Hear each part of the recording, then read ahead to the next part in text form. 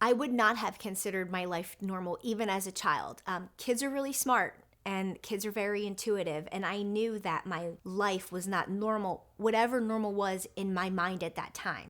So, my first home in the Kensington section of Philadelphia, it was both a good and bad time for me. It was after my dad was released from prison and my parents had reconciled. It was a very interesting place because it was a boarding house, it wasn't a home, and it was located at the corner of a very busy intersection.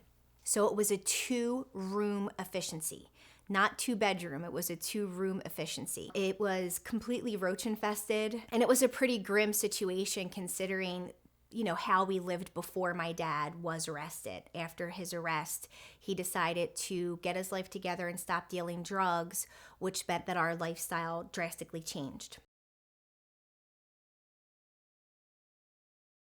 My favorite thing about being a child was just the freedom, going to Hissy Playground and just hanging out, playing basketball, and chasing the girls around and just having fun, just being free. No addiction, no real drama in your life. I just wish that I can go back to teach myself, like, yo, you're going down the wrong path.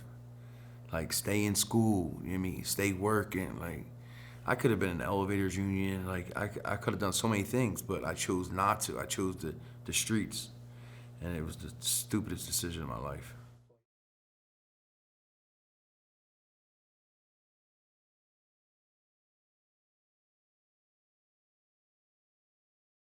I used to box from like the age of 10 to probably 16, 17. And I had a chance to go to Ireland to fight overseas. But of course, the street life got my sponsor to forfeit. I got in a lot of trouble at a young age. I really would have loved to become a professional boxer.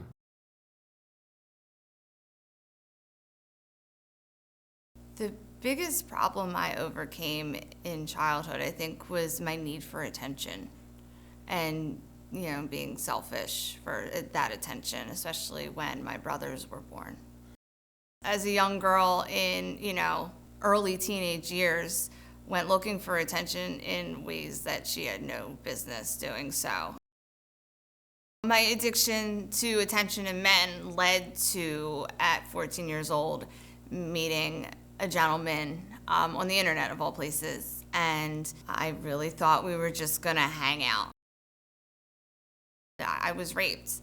I did not want it, and the trauma of that incident really paved the way for an emotional void that would sooner or later be filled with drugs and alcohol. I knew from a very young age that my parents weren't normal. My sister was telling me to tell people my mom and dad were sick, my mom was depressed, but I was very open right away, 5, 6 years old, saying my parents were drug addicts to everyone. There was no consistency, constantly moving, relapses between either my mom or my dad, just a lot of fighting and a lot of craziness. I felt role reversal with my mom all the time. I felt like she was a child, I was the mom, especially growing up when she was using in front of me. I don't know how I knew. I just knew that whenever she came back, she would be in the bathroom for hours and hours. And then I finally learned how to pick the lock, and I thought she was dying the one time, but she was just nodding out. So I would ask her to let me just stay in the room with her while she was used, and I knew what was going on. I had to be at least 4 to 5 years old.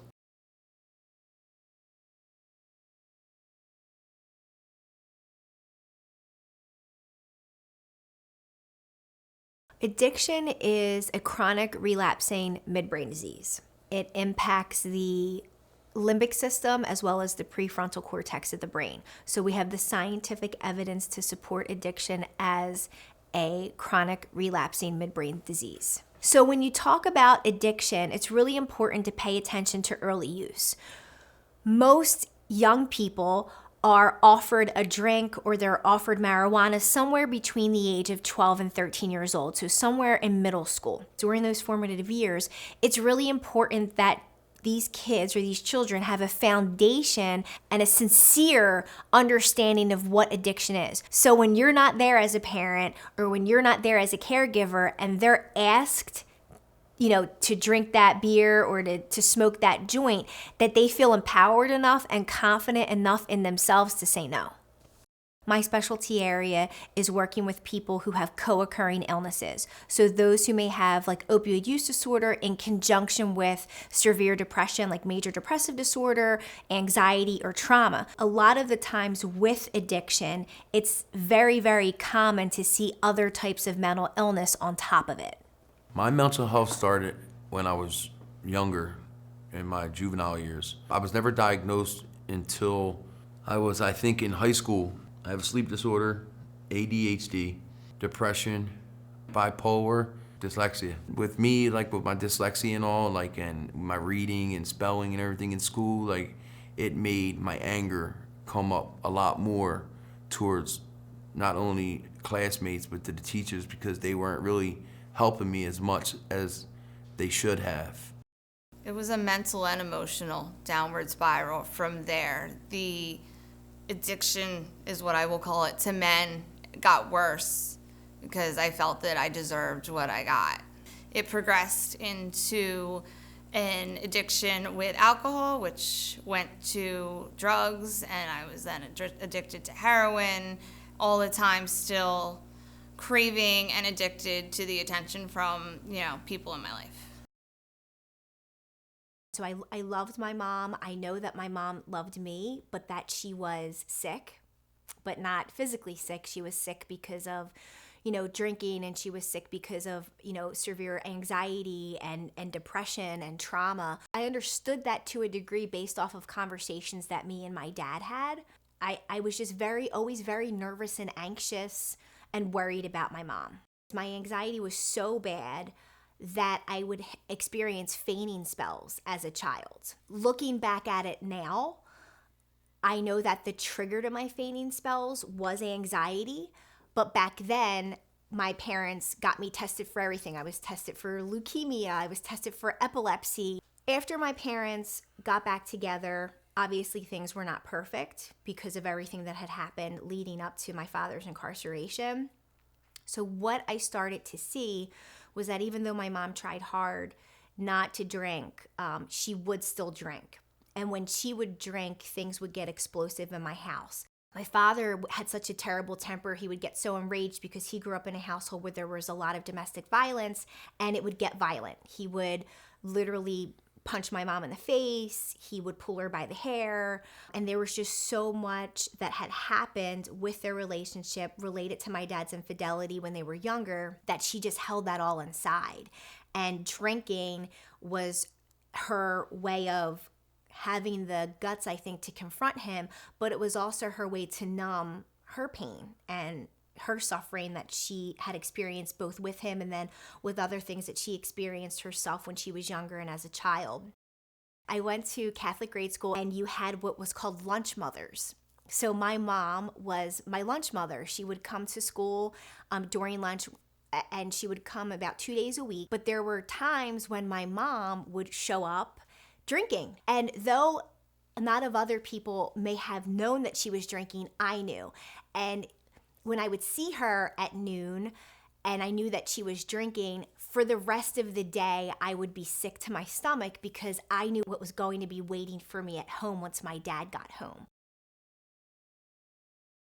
Eddie was a guy from the neighborhood. He lived in Kensington. He lived around the corner from my uncle.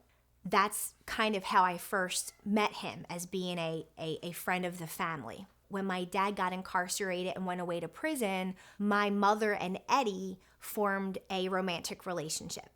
And my mom and Eddie's relationship was really based upon drinking, and at that time they were doing a lot of pills like Valium and things of that nature. And I just remember missing my dad, and I remember not feeling safe and not wanting to be with them. One night, I remember being dropped off at someone's house that I didn't know, and I must have been asleep because when I woke up to a strange place that I didn't know, and I had to use the bathroom, and I was afraid to get up because I didn't know whose house I was in, so I peed myself just so that I wouldn't kind of make a scene, and I kind of wanted to go unknown. My connection or memory of Eddie is a scary one.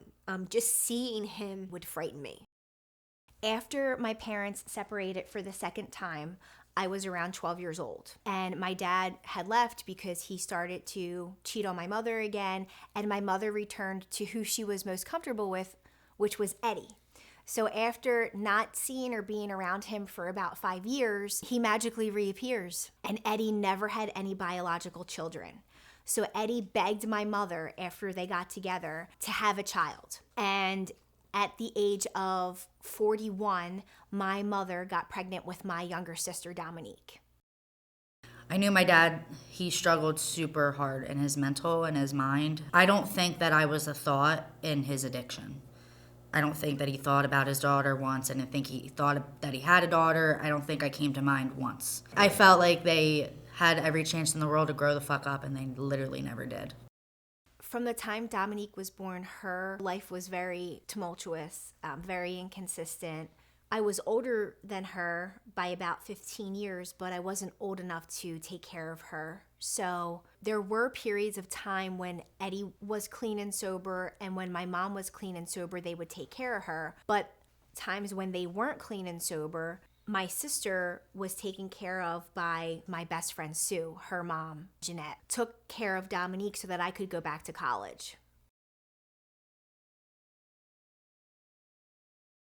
The first time I ever felt the warmth of an opiate, I was in my early teens, and I had a tooth pulled, and the dentist gave me Vicodin, they're in the Vicodin family, Percocet family. And of course my mom was like, take your medicine and go in the room, just stay in the room. Like, she didn't want me going out. I guess she knew the reaction it was gonna cause to me. Like, I was gonna be all drowsy and not me, not myself, but I wanted to go out. Today I would have been like, wow, what's this dude on dope? Like, I guess that's how people looked at me. Because, I mean, you get the warmth, you get the itch, you get the little nod, and the time from outside of yourself. That's more so what it is. You're not yourself. That's why I guess I probably gravitated back towards opiates. It's because the feeling that I got when I had that tooth pulled. Maybe if I never had that tooth pulled, I probably wouldn't be sitting here today. The serotonin levels, the norepinephrine levels, the neurotransmitters that are responsible for regulating your mood actually become uncalibrated or unregulated because you're using. And then whatever pre-existing condition you had, whether it's anxiety or depression, it's now exacerbated 20-fold because you've put so much drug in your system that you've knocked off your natural brain balance even more. So the residual or the side effect of using to self-medicate a condition like anxiety, bipolar, depression, trauma, in the end ends up magnifying that particular issue, and then you have all of these other issues that end up happening on top of it as a consequence of your use. For a few years, I had been using heroin, only snorting it with a few select, we'll call them friends. I swore up and down, no, we will not use needles, it will take it to a whole nother level, and we'll really never be able to turn back. Went to Kensington one day with a friend of mine. He said he was getting out of the car to buy a pack of cigarettes. He came back in the car with no cigarettes, but 2 needles. And I had never injected anyone, and here I am injecting my friend. And later on that night, I injected myself, and it was really the turning point of my addiction. There really was no turning back. I freely traded my car, my job, my life to be homeless in Kensington. It's kind of like if you go somewhere that has anything you could ever want and any way to get whatever you could ever want, why would you ever leave?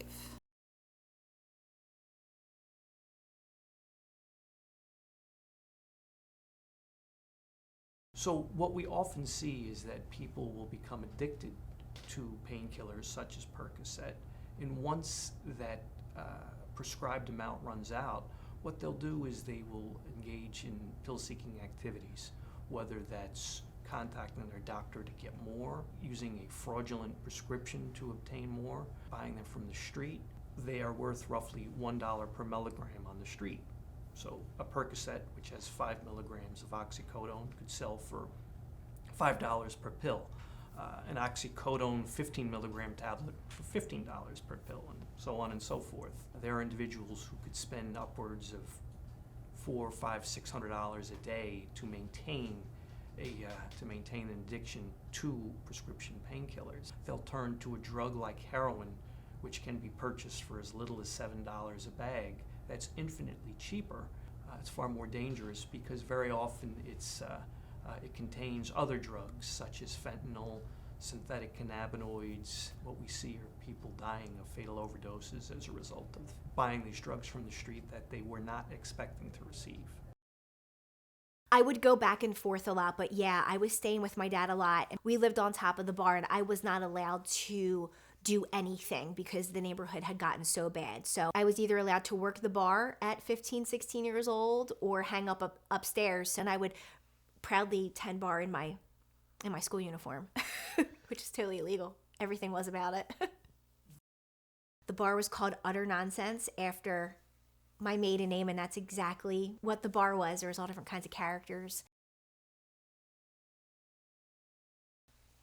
I felt really sad and upset because I was going through what normal kids go through when their parents get divorced, but then I also felt abandoned and pissed because you're throwing me right to the fucking wolves. Like, you're throwing me right to Eddie again. I wanted to try to be near him and be close to him and talk to him, and I was hoping that he would leave this woman that he was with and that it would all maybe work out again.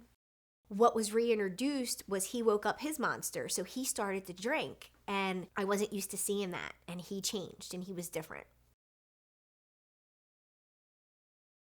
I started to smoke weed every day when I was 18, but I first tried weed when I was 13, 14. Didn't dabble until last year when I was 24. I started taking Percocets. It was a fun thing at first. I was waitressing a really long hour job, 5 p.m. to 2 a.m. There was a couple girls and people in the job that were doing it, and I just tried it. And because I have taken a Percocet years ago once, I never thought I would be doing it 6 times a day.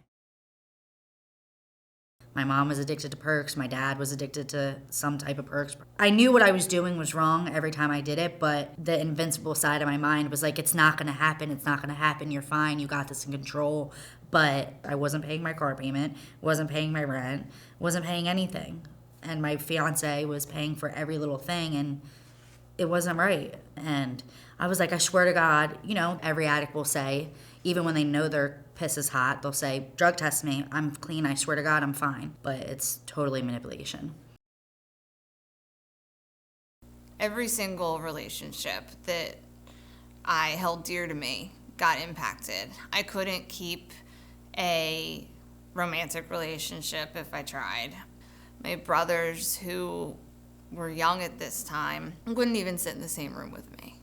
And I was so tired of everyone I loved leaving me that I thought it would be a great idea to have a child.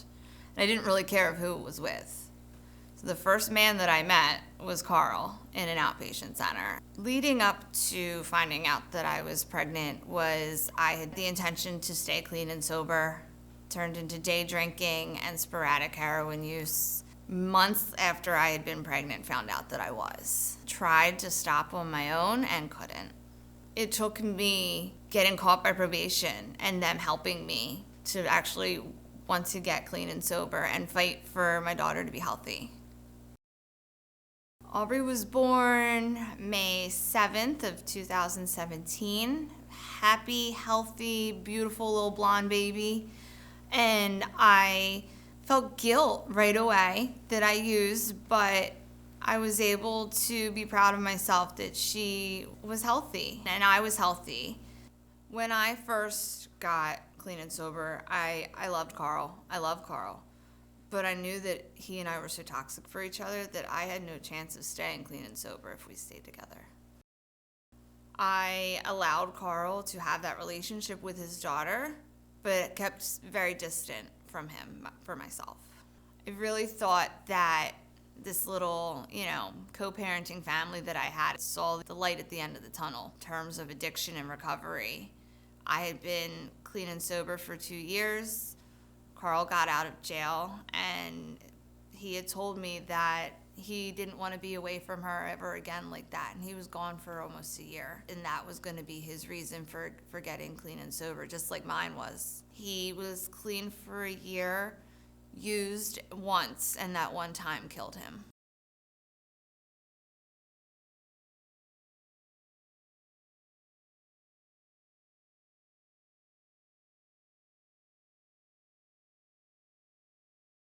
At one point, we were playing outside, and Aubrey asked me if I would build her a giant trampoline, and it was so she could jump high enough to reach her daddy in heaven.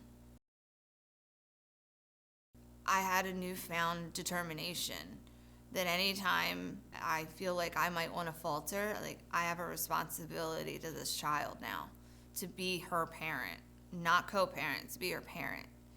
And I told myself that Carl's death wouldn't go in vain.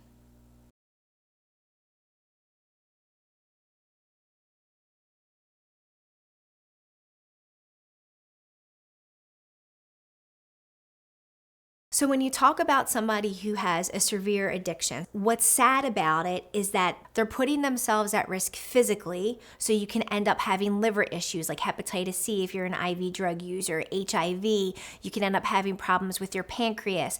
You can have different issues and different skin infections that happen from injecting. You can have an experience endocarditis, which is kind of like an infection of the heart lining that's due to using dirty syringes. But then on top of that, in order to support your habit, what you'll often do is you'll engage in criminal behavior. So you may steal, you may write fraudulent checks to yourself. So there's this whole criminal aspect that can get you in trouble because of your drug use. A perfect example is Jerry. I've done everything from rob to steal. I stuck up drug dealers, defrauded the government, counterfeit money. I remember the first time I was actually booked through the county jail.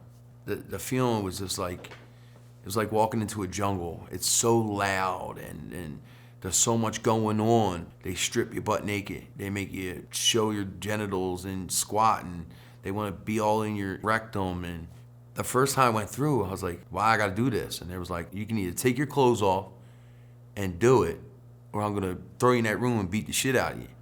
So, of course I did it, and I submitted. You went from room to room to room to room to room to room. I think I might have sat down in front of her for like 36 hours before I actually got to a bed where I was gonna be stationed at, where it was gonna be my bed for the time, however long I was gonna be there. The COs take you in the shower room, and then they strip you again. The doors are always open unless they're doing count, and they slam these big ass doors that are like 600 pounds. Boom, and they just rattles. And mind you, you're in there with, I think the most people I was in there with was like 20 people in probably a 10 by 10 room.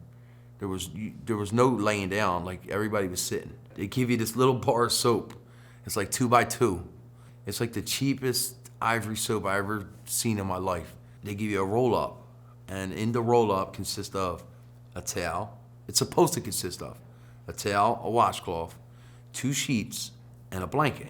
First off, the blanket's wool. And if anybody knows anything about wool, it itches up a storm.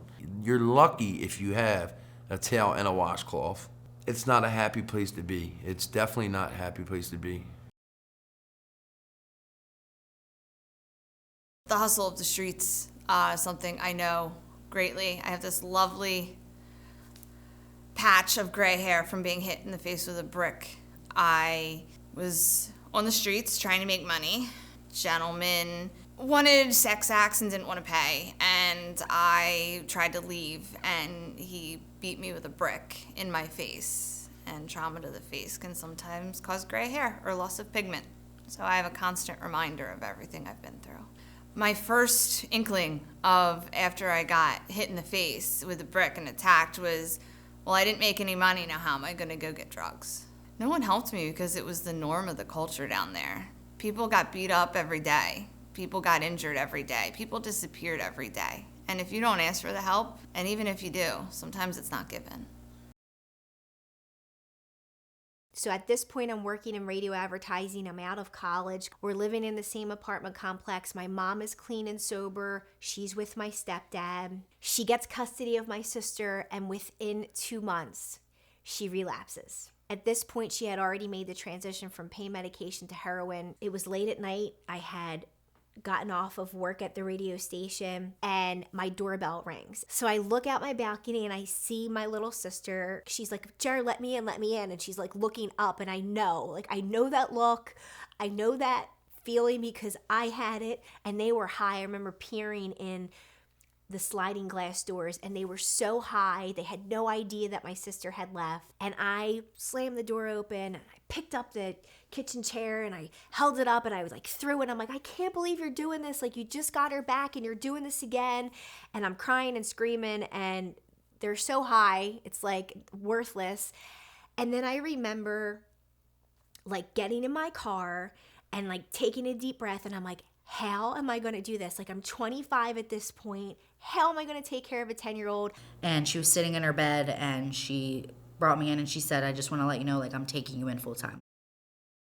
Our relationship was strained. It was really hard, to take care of a kid that had a lot of abandonment issues and had a lot of like fear, and she was scared and she didn't know if I was going to keep her, or if I was going to be like everyone else.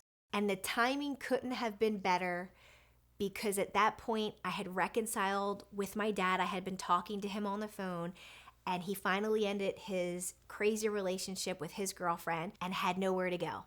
So I moved him in and I said, I'm going to make this work. And my dad helped me take care of my sister, who is my mother and Eddie's child. So Dominique lived with me from the time she was 10 until she was an adult, and moved out and got her own apartment with her long-term boyfriend, Brendan, who she's still with.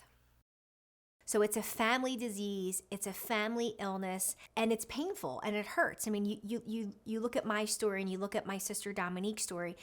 Our parents are the ones that struggled with addiction.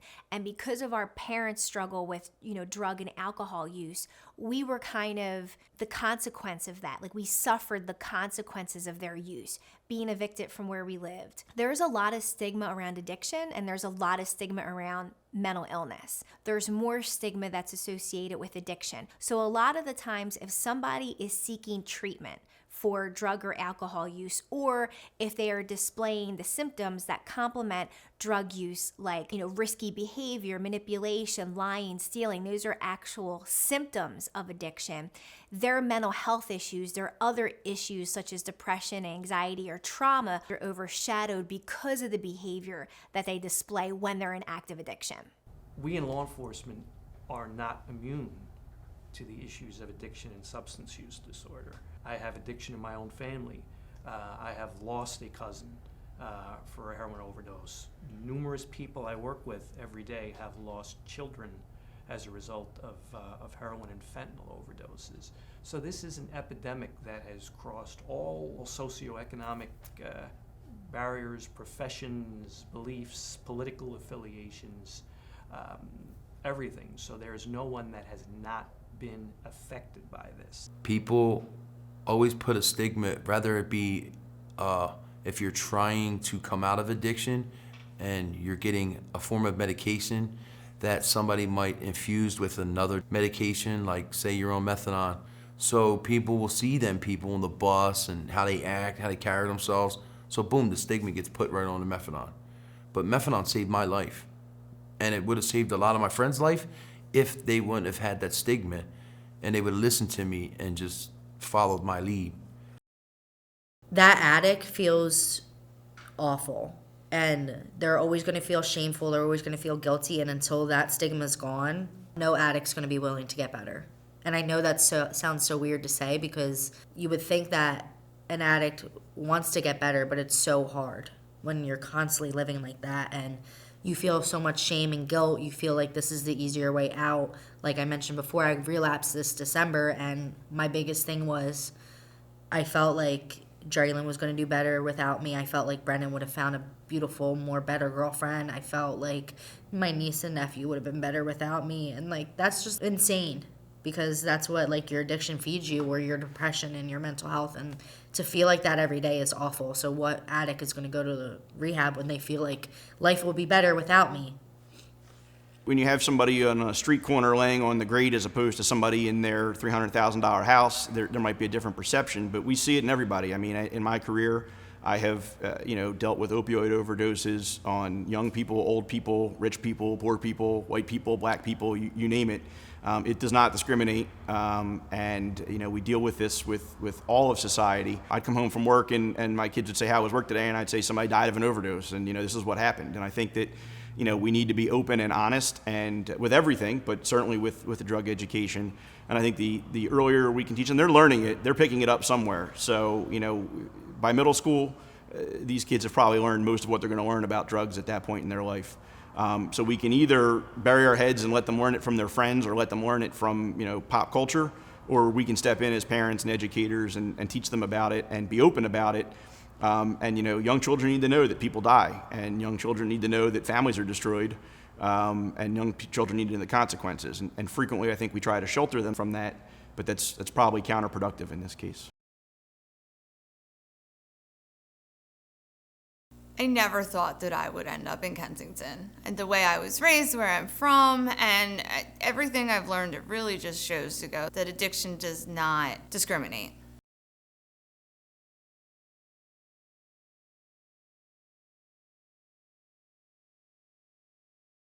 I've been clean 4 years this August 1st from all illicit drugs. I'm still on methadone maintenance. I still attend my program. I get weekly take-homes. I'm down to 20 milligrams versus I think the highest I was on 270. I'm just now gravitating towards not only recovery, but life. I want to be able to live life on life's terms and be able to go on trips, do regular people things, like not just be put in liquid handcuffs or be stuck in my house and not be able to go out because I'm on parole or something. All those things, I just want to be free again, like when I was younger. The things that keep me clean today, just seeing my daughter light up and tell me she loves me, and it's getting a little emotional now because and how when she tells me like that she loves me, she's proud of me, and things like that. It just like lightens up your day, and just I'm 41 and I'm a big teddy bear, but things like that like got me ready to cry now. And to add with my recovery, I get to help a lot of other people with donating my time, clothes that I may have or that I may gather, feeding the homeless. We're getting outings together. We're trying to get it to where we can start placing people in recovery rehabs, facilities that they may need, rather it be outreaching that they may need for their children, things like that we're trying to get together, and we're just trying to build a lot of awareness that people really need help. Just because you think nobody cares about you, there is people who care about you.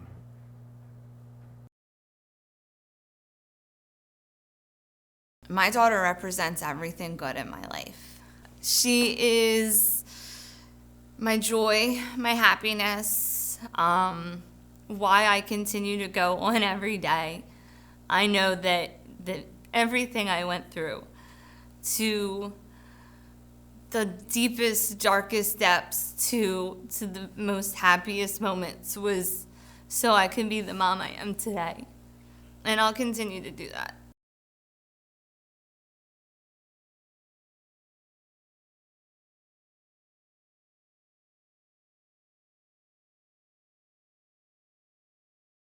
So my dad was like living down at a sober living for men at Self-Help. He was doing really, really good. Our relationship was amazing. He was at my house all the time for dinner. And then I just knew. I always had a gut feeling, and I knew. And I called him, and he sounded weird. And I said, "Are you getting high again?" And of course he lied. And he hid it for a couple weeks. I didn't want to argue. I didn't want to fight, so I was like, maybe I'm tripping, maybe I'm crazy, maybe he's fine, and he just had a bad day, because everyone's entitled to their own bad days. And then when I found out he relapsed for good, it was because he got kicked out of Self-Help, and they wouldn't kick him out for nothing. I get very angry, and once I knew that he relapsed, I freaked the fuck out. He had a key to my house, so I was just like freaking out about that. I didn't want him to come in, and like, it wasn't just my house now, it was my boyfriend. I remember telling him on the phone, like, you need to come drop off the key or I'm going to meet you for the key. And he was like cursing me out, and I just knew something was wrong, and we were just fighting. And the last thing I said to him was that I hope he died because life would be so much easier when he ODs and no one's going to miss him. And that was like literally the last time I talked to him. I blocked him, so I never heard from him again. And then I got a text message on August 26th that he was in the hospital from an OD. And I pretty much had to make the decision to cut the cord or not. And that was it. I still think he's just down the way, getting fucked up again. Sometimes it's really hard because I would go years without talking to him and then years of talking to him. So, like, it's been 3 years now. So, I think it's, like, really hitting now, I would say. But just felt like I finally had a normal dad and, like, things were normal. So, it was, like, I have a lot of anger towards him leaving. Feeling abandoned, feeling unloved. My sister felt and still feels, I think, very unloved and unwanted by her parents. There's a lot of guilt and there's a lot of shame that's mixed into that. And even my sister, who lost her father to a fentanyl overdose, she still, holds a lot of guilt around, maybe if I would have just picked up the phone and talked to him instead of was mean to him when I found out that he relapsed, things would have been different. Like, what a terrible burden for the child of a person who's addicted to have to bear that burden because he died and he's not here anymore and there's nothing that he can say to make her feel better. She has to do what she can to work on herself to make herself feel better. I feel like everything is meant to be, and I was put on this earth for a reason. Even though I was given all of these horrible things, I feel like I'm going to make a difference in this world no matter what. And even if I help one person, I still help that one person. I'm family oriented. I'm always there on Sundays. I'm always talking to Draylin. If she doesn't answer my phone call, I'm calling like a stalker. I'm really, really close with my sister. The thing I would change the most is keeping my dad alive. I would do anything to make him alive. A big turning point in my life was being able to create like the family that I wish I had when I was a kid. I've been married over 10 years. I have a wonderful husband. His name's Greg, and he came from a family that's quite the opposite from mine. He stayed with me through all the crazy stuff, and we got married, and we have 2 awesome kids. I have a 6-year-old daughter and a 9-year-old son. I'm able to kind of sit back and kind of be like, wow, like you got out. You have a family and you have kids that you're able to take care of the way that I wish that I was taken care of. And my mom, because my dad has passed away, almost has another chance with them, because as sick as my mom is and as complex and strained as our relationship is, she is a good person with a big heart and she loves my kids. So my mom is kind of getting to redo what she didn't do a good job with me in doing, in developing this really strong bond with my kids. So she's, taking care of my kids and she spends time with my kids, and it's kind of cool to see that unfold and to almost see like her get like a second chance, like a clean slate with these little people. So that's what I would describe as my biggest accomplishment, is definitely my family.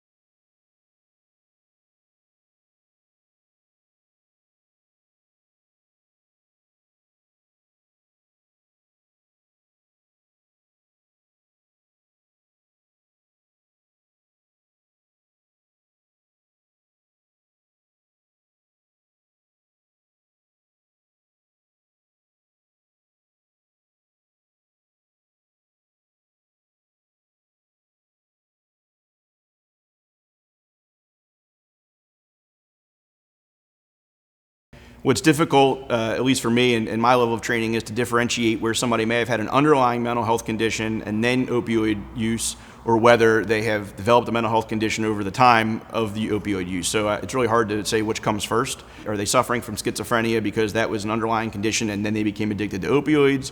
Or are they suffering from schizophrenia because they haven't been in a reality in the past 5 years because they're going from street corner to street corner, getting high, and have kind of fallen out of society and disconnected?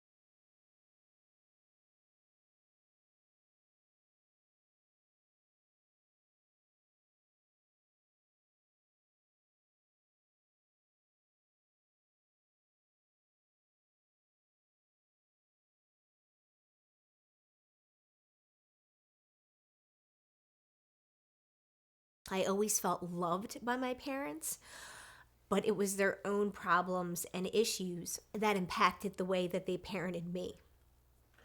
But I did feel loved, even though they were crazy, and they did a great job of always telling me how much they love me. And they really also did an excellent job of explaining to me that their addiction and that their struggles, they use it as a teaching moment, as a way to educate me and persuade me not to go down the same road that they did. My dad was very big on talking to me as young as 5 and 6 about addiction, and the way that he talked about it was that it was a monster that lived inside my brain. And my dad said to me, Jerry Lynn, there's going to be times in life as you get older when friends are going to ask you to smoke a joint, or friends are going to ask you to have a drink. And if you take a sip of alcohol, or if you toke a joint or you smoke, then you could wake up that monster. And what that monster does is it has you do bad things that you thought you would never do. And then he would kind of get choked up a little bit, and he would talk about, like, look at me, I went away to prison, and look at me, like how when me and your mom fight and how we have to live paycheck to paycheck. It's all correlated to my decision to use drugs and wake up that monster inside me.